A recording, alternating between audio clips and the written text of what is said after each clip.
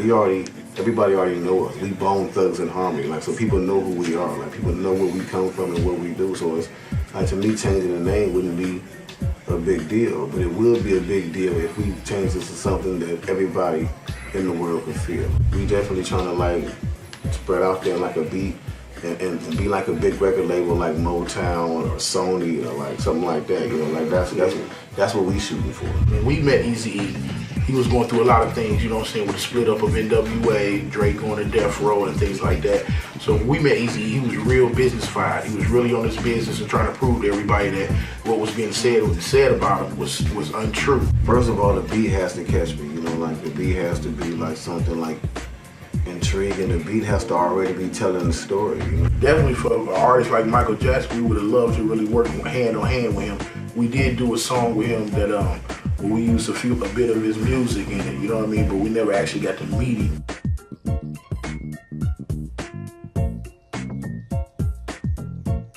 Welcome to Hip Hop TV. I'm Karen, and I'm here with the one and only Crazy Bone and Wishbone. They've just come off a very successful and sold out national tour in 9 cities, and they have just done 11 shows.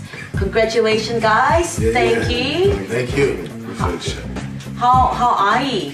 We good. We good. We a little tired, you know what I'm saying? But it's all good. We do this all the time, so it's good. So it's part of life. That's right. Part of life. The life. That's what it is. So how do you feel about Australia, considering that you've been to 9 different cities and you know, seen most of Australia already? How do you feel about Australia? Man, it make us love it and appreciate it even more. You know, like, because when we came before, like, we didn't come to all the different cities like Darwin, you know, Canberra and Cairns, and you know, like, we didn't get to do those places. So like, when we came in, like, had to go like even further into Australia, you know, we found we had like even a bit more fans, you know what I'm saying? And it was real cool because they was really into the music, and it was just like our fans everywhere else. So it's cool to get to reach out and touch them as well. So you guys had a fantastic career, 18 years in the making, and still going. Generations of fans and, you know, Grammy Awards. What is the transition between Thugline to the live, and you know, how did it come about, and how has it developed over time? Well, it was basically when I was it was called Thugline for a while, and you know, when I was just looking at like the scene of the music business and just thinking in the direction that we should be going, because like it's like you have to play the game, like no matter, you know, like if you're a businessman, you're gonna have to play the game for what it is. You're gonna have to make sure that you're fitting in with everything that's going on, at least until you gain the proper position in the industry. You know, like, and I was like, I really want to change the name of Thugline to something that would be universal, that everybody could relate to.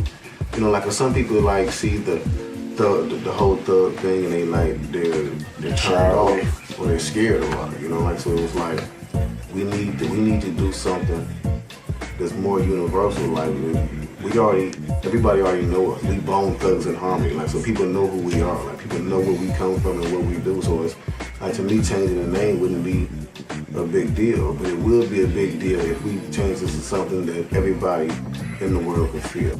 And that's why I'm looking for artists, and that's why we like trying to sign artists all over the place, and like trying to find like different stuff, not just hip hop, not just pop, not just R&B, not just, man, you know, we looking for country music, we doing all kind of stuff, you know, because we try to be a well-rounded company. Exactly.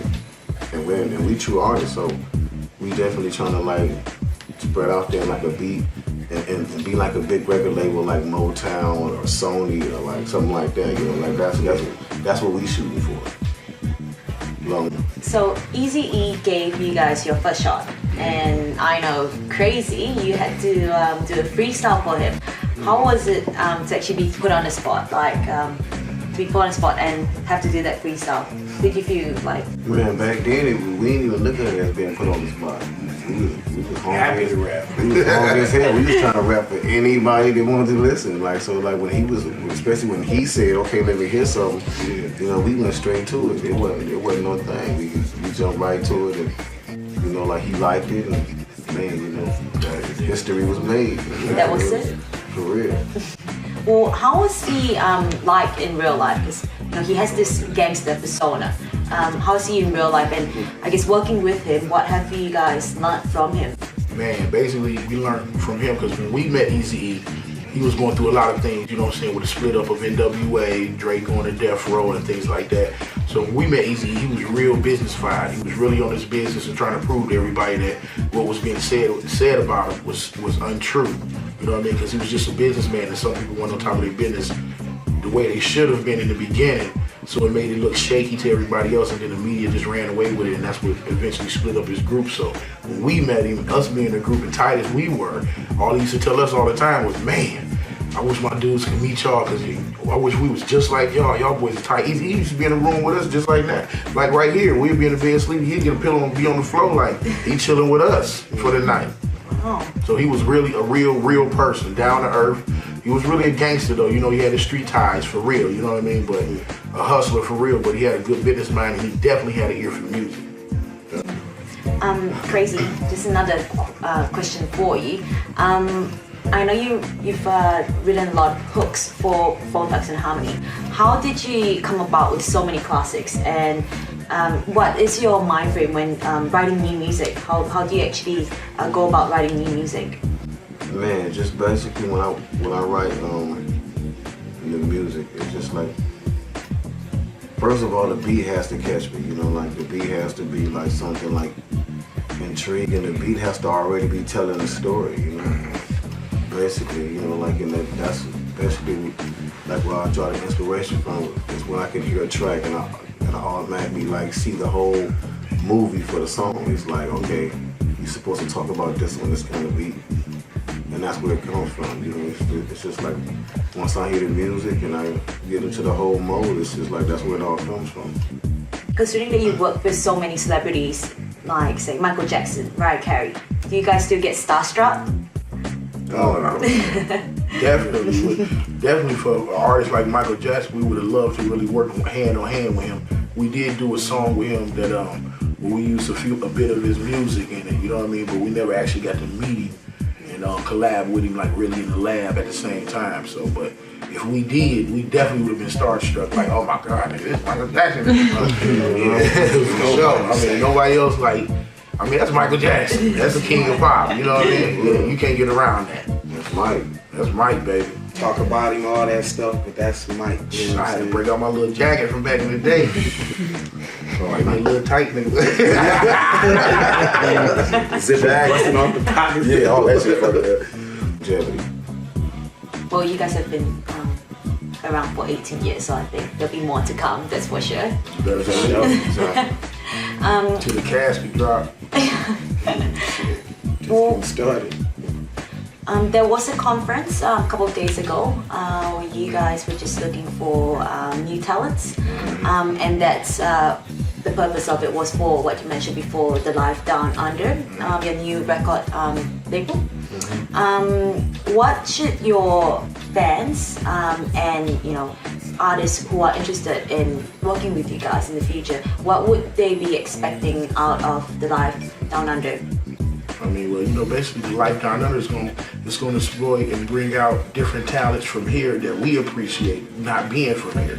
So that'll be a whole different thing because it's like a different thing with the artists over here and the artists over there because of the accent differential.